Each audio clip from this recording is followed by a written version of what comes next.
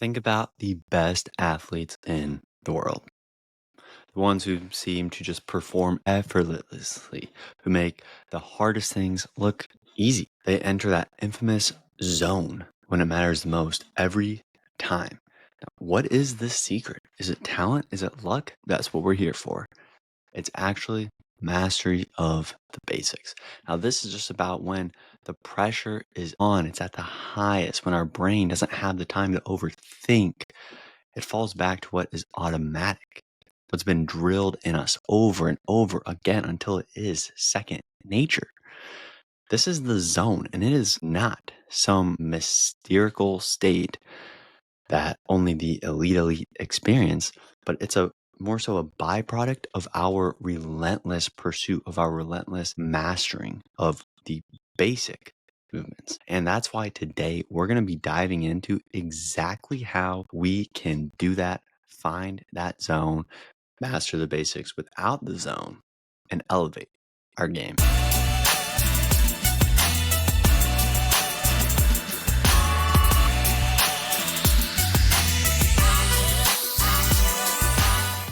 Hey, y'all. My name is Gabe, and welcome to the Athlete's Health Deep Dive, the weekly episode where we get a mental performance theme of the week, dive deep into its insights with some tips, tricks to remember it, tools to apply it. And the goal here is to bring you more value to the audience, the athletes, the coaches, the parents, anyone giving you a glimpse into some themes surrounding mental performance in these longer conversations, and then what some conversation points in our coaching could entail and look like. Now, ultimately, aiming to help you out, get you using these tricks, adding these tools to your tool belt, your bag, and up your mental performance. Then at the end, maybe you are more intrigued to check out some of our coaching services. But each week, we have a theme. And this week's theme is mastering the basics to unlock the zone. And without further ado, let's dive deep into mastering the basics. To begin with that, I want us to think like, why do athletes spend most of their time drilling the fundamentals over and over and over? Even if you go to any pro game, you see them out there start to throw close, spread it apart, start to do the fundamental passing, the fundamental dribbles before they go and move on to the crazy type of things. That brings us to this tip number one of fundamentals under fatigue, because many athletes practice when they're fresh, and you can probably think about this, but in the competition we need to perform at our best when we're often the most exhausted. We might be able to hit those perfect free throws in a gym, but when the legs are burning, when they're yelling, when they're aching in that fourth quarter, that's when the mastery of the repetition under fatigue really comes in. When we've already been sprinting for 89 minutes and we have that 90th minute of the soccer match. This trick is the tired reps equals the true reps, right? If you can do it when we're tired, if we can do it when we're tired, then we know we might be set up a little bit more. We know at least physically we can make the shot. And the mental side might mess us up, but we know physically we can make that shot, make the pass, make the play, whatever the case is. And then we can just tie it right into more of our mental gym tricks that we can add to this. But if we want to make sure we can start to utilize this trick of the tired reps equal true reps, we got to finish every practice with 10 game speed reps of the fundamental skill, right? So these are the tools now. That's one idea. At the end of the practice, when we're getting the most tired, get the 10 game speed reps in. We can incorporate some controlled fatigue drills, right? Maybe we do some sprinting, some conditioning wise, not a max speed wise, whatever the case is, for whatever we're training for, but we do something that can tire us out a little bit. Maybe it's a game like specific that can tire us out before the game, so we can implement that, right? And the best thing to think about it, like Steph Curry is not going to be taking just a random 100 shots a day. Okay, he's doing it after he's been doing some ball handling movement, some movement drills, some game-like conditions. He's making sure also those shots are happening when we are tired. Now, yes, they're doing those shots as a warm-up too, right? They're getting the form in and they're making sure all that stuff happens, but they're also ensuring that they get those reps in when they're really tired. Now, maybe not the best example, because in the NBA, they do have 82 however many games, and they get the reps in nonetheless, right? But then they have all the off season, all the other practice to make sure they're implementing this tip number one of having the fundamentals under fatigue with the trick, the tired reps equal true reps, and using those tools of finding 10 game speed reps of incorporating some fatigue drills so they do feel tired. Because that'll bring us to this next question that I have is, what's one thing all great performers do that separate them from the rest? And, in that self-help area industry, this is kind of hit on a lot, but it's very important for this instance. And it is using this tip two of the power of boring. Okay. We got to understand the power behind this and how important it really is, because mastery to become the master of whatever skill we're working on, or to try to reach that level, it's going to get boring, right? If you talk to anyone who we see as the master of that, and I'm not saying myself, I'm not the master of anything for sure, but the ones who are, if we listen to them, if we study them, if we learn from them, they don't kind of chase the novelty. They chase the consistency, the showing up, the putting in the reps, even when it's only a 50% day, when it seems so monotonous, when it's, oh, we're doing this again. They're doing it every day. They're using this trick of embracing the boredom, which sounds a little cliche, but the tools, how we can do this is if we learn from them, we can set non-negotiable routines for those fundamentals. We can put them in with the habits, right? We can build them up and build up support systems around them so they do turn to be the non-negotiable habits, tasks, the routines, fundamentals that we know we need to do. We can also be tracking this progress in a journal to stay motivated through the repetition, right? At some points, it might be a little bit harder, but if we are starting to track it, we can see where it's been dipping down, where we come back out of it. We can see what's been happening around that to make it the best outcome that we want it to be, right? And it's like another basketball example, but Kobe Bryant was legendary for practicing the same exact footwork drill thousands of times.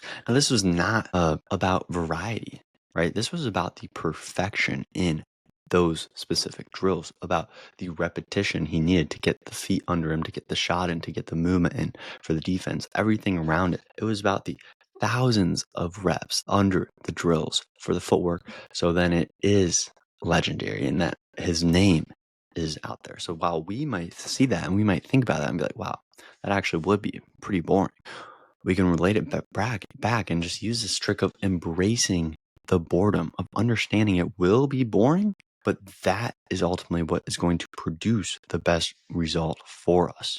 And if we can embrace it and set the non-negotiables for it. Thank you for tuning in to the Athlete's Health podcast. And I just wanted to share what we're all about. The Athlete's Health is an online mental gym helping athletes build confidence and resilience in both sports and life. Now, we've got something for everyone, whether it's the free newsletters, tips and tricks on them, or engaging social media content where we're broadcasting these episodes and sharing these actionable insights for you to take home and use right away. Athletes, coaches, parents, even teams, we're offering everything from these free resources to personalized coaching and monthly memberships in the gym. Plus, with partners who share our vision, we're creating multiple ways to check in and grow with us wherever you are. Now, if you have questions about the Athlete's Health or just want to chat about mental performance in life and just want to talk it up, reach out anytime. Now, together, we're building TAH Titans, those resilient, hardworking, and ready to conquer their goals people, athletes. Now, let's get back to this episode. Keep striving towards greatness, because then that can make us think about how do we make our skills reliable under pressure, right? If we were starting to stack all these up there, how do we make our skills reliable under pressure? Well, we got to use this tip 3 of stress test the skills, because skills don't transfer really unless they're trained under stress, right? If you're studying for a test in school, do you really know if you're going to be good for it if you don't take 1 or 2 practice tests, if you don't do a few flashcards testing your memory? No, we have to practice in the environments that stimulate that game day pressure. So if we're not running the 6v6, 5v5, whatever the sport is that we're playing, so one-on-one, solo, all eyes on us, game-like conditions while we're swinging the club, you name it. If we're not putting the practice in those game-like moments, then we're not really stress testing the skills, and we don't know how they're going to perform when we get to those stressful situations, which is why we want to use this trick of the pressure makes precision. Now, I love this little add-on of pressure, precision, and accuracy, right?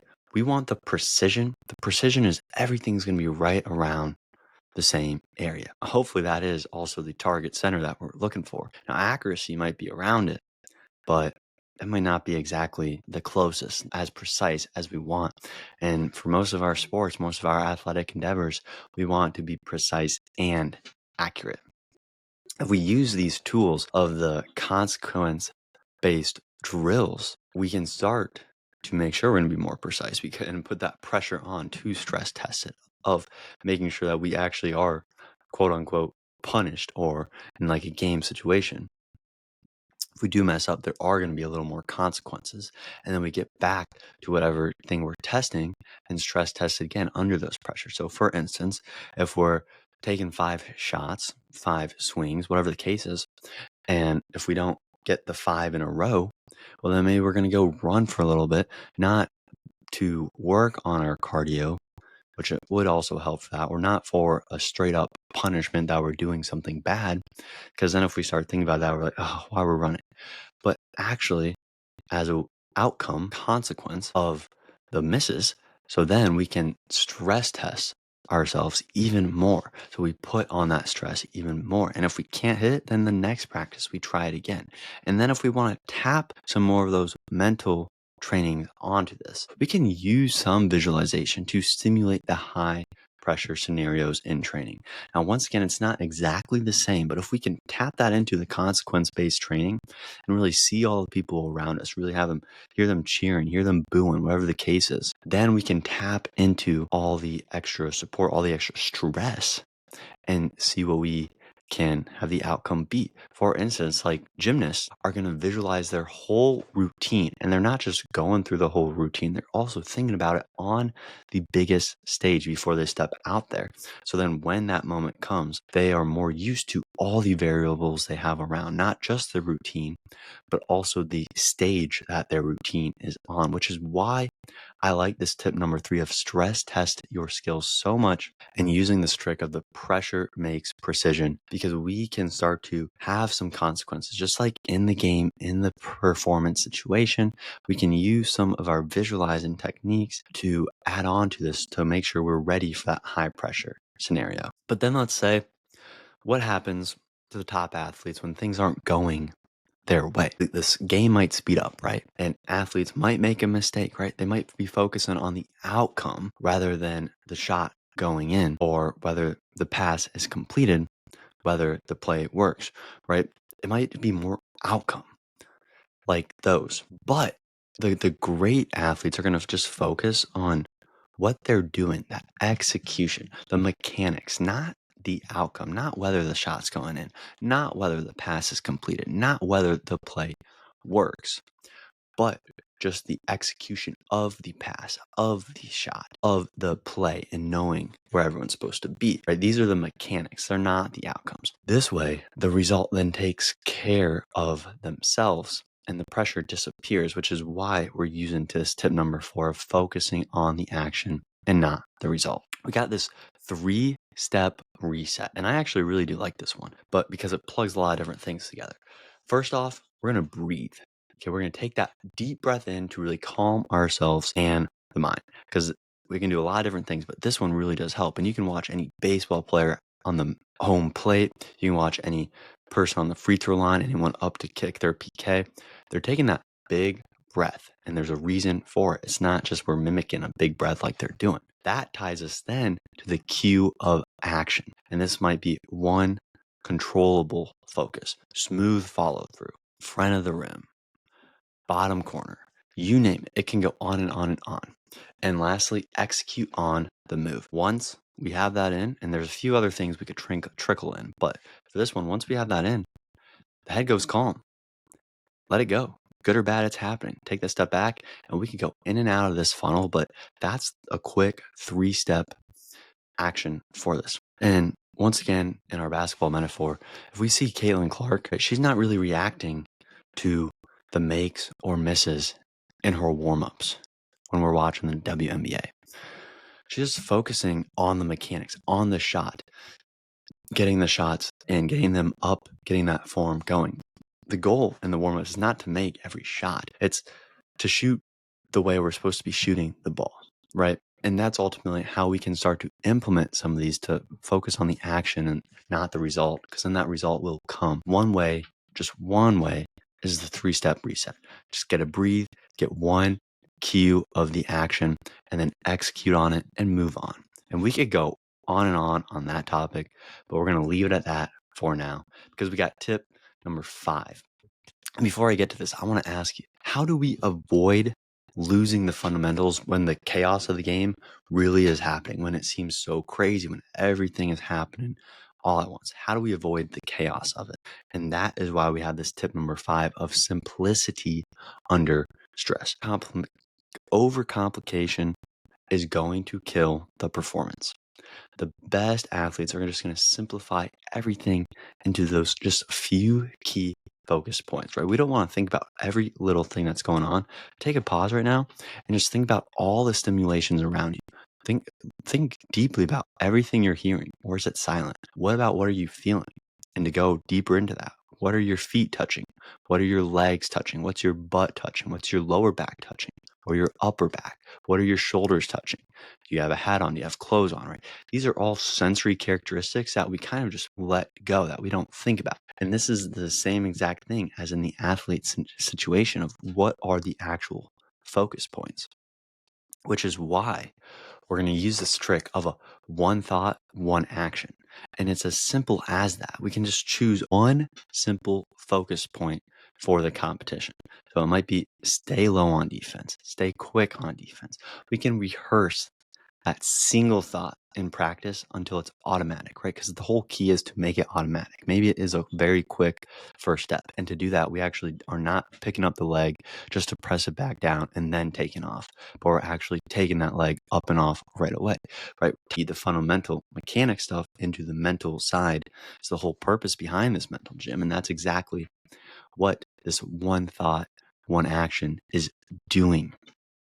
Then we rehearse it until it is automatic. And for instance, one more, Michael Jordan. He oftentimes, if we study some of the game, would just focus on one core mechanical aspect per day, per game, right? It may have been footwork, it may have been defense, it may have been the mid-range shooting, but it was just one at a time to ensure the mastery in every area. Eventually, then it was the strength side when that was the next game he needed, and he hit up Tim Grover, right? It can go on, and we can see how the skills piled on top of each other, but it wasn't from a little bit here, a little bit there, a little bit there. It was from one thought, one action, making one happen in the next by just one focus point. Now, as we wrap up here, I do love to conclude the 5 key tips, tricks, and tools for mastering the basics and unlocking that zone, right? Because it is this whole concept of if we can start to master the basics, we can get ourselves more into the zone. And that is why I wanted to look at it through this lens and tie a little bit of that mental piece onto all the other stuff that we're already doing skill-wise in our sport.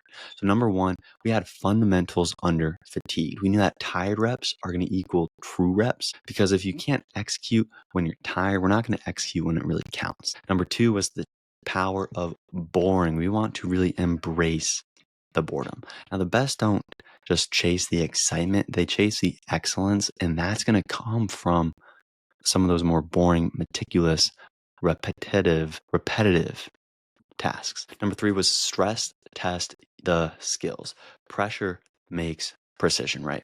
If we want to perform under pressure, we need to train under pressure. This is the whole point. That ties us to number 4 of focus on the action, not the result, to actually train under pressure. We got the 3-step reset, breathe, focus on the execution, and then move on. Let it go, let it happen, and get away from it. Keep going to the next play, right? Because pressure is going to disappear when we control what we can.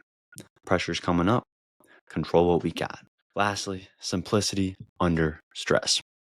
We got one thought, one action, where the simpler we focus, the sharper the execution is going to be. And just to conclude, I want to make sure we know that mastering the basics is not just about getting good. It's really about getting so good that it's automatic. So we can't really go wrong. And when we do that, then we have much more of a likely chance to get into the zone, to have that rare experience. Therefore, it's not just another day at work, on our court, on our field, going through the motions. Thank you for watching the Athlete's Health Deep Dive. Dive into another topic next week. My name's Gabe. Catch you later.